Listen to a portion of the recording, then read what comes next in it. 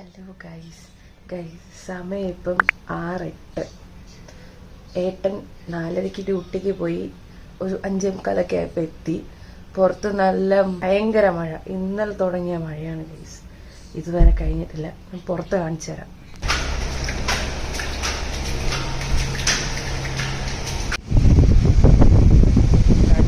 Guys, ഏട്ടൻ്റെ air bus കിടക്കുന്നു. Clarity ഉണ്ടോ എന്ന് എനിക്കറിയില്ല. അതാണ് എയർ ഫോഴ്സ് കേട്ടോ. എന്തായാലും മഴ പെയ്യല്ലേ, എന്നാൽ പിന്നെ ഓരോ കട്ടനും കുടിച്ച് എന്തെങ്കിലും കുറയ്ക്കാമെന്ന് വിചാരിച്ചു ഗൈസ്. നാട്ടിലായിരുന്നെങ്കിൽ നമുക്ക് അടുത്തുള്ള ചായക്കടയിൽ പോയി ഒരു ചായയും നല്ലൊരു പഴംപൊരിയോ പരിപ്പോടോ എന്തെങ്കിലും കഴിക്കായിരുന്നു.